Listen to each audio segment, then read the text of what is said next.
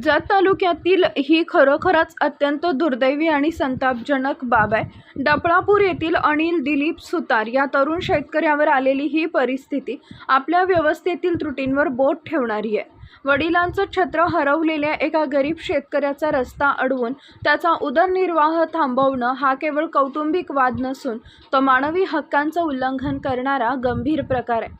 शासन एकीकडे शेत रस्ते, पांदन रस्ते खुले करून शेतकऱ्यांना दळणवळणासाठी सुलभ मार्ग उपलब्ध व्हावेत यासाठी वेगवेगळ्या घोषणा, योजना, नियम आणि कायदे निर्माण करून शेतकऱ्यांना दिलासा देण्याचा प्रयत्न करत असतानाच आणि महसूल मंत्री चंद्रशेखर बावनकुळे हे याबाबत वेळोवेळी शेतरस्ता अडवणाऱ्यांच्या काही शासकीय योजना बंद करण्याची घोषणा करत असताना जत तालुक्यातील डफळापूर इथं वडिलांचं छत्र हरवलेल्या एका तरुणाच्या बाबतीत त्याच्याच भाऊबंदकीतील व अन्य काही लोकांनी चालू शेतरस्ता व शिववेवरीलही शेतरस्ता अडवून भयंकर छळ चालवला आहे।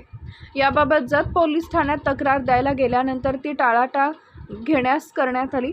याशिवाय जत तहसीलदारांकडे अर्ज करण्यात आलाय। मात्र सध्या डफळापूर येथील अनिल दिलीप सुतार या शेतकऱ्याला शेतातील घरापर्यंत व घरातून शेतापर्यंत जाण्यासाठी रस्ताच उपलब्ध नसल्यानं धान्य दळप करून आणून भाकरी खायला मिळणं आणि उदरनिर्वाहाचं साधन असलेलं दूध गावापर्यंत विक्रीसाठी पोहोचवणं अवघड होऊन बसलंय। त्यामुळे या शेतकऱ्यावर आता केवळ शेतरस्त्यासाठी आम्हाला आत्महत्या करण्याची वेळ आल्यासारखा प्रसंग उद्भवलाय।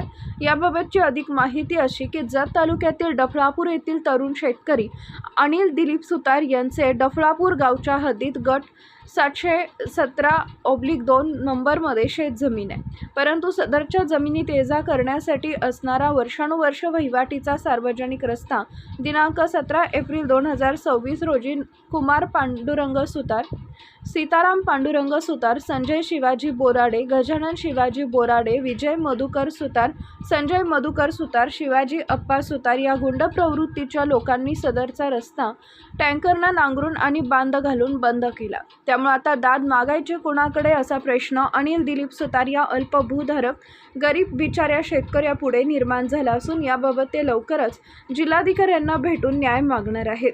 जर न्यायच मिळणार नसेल तर उपोषण, आत्मदहन यांसारख्या मार्गांचा अवलंब करणार असल्याचंही अनिल दिलीप सुतार यांनी सांगितलंय।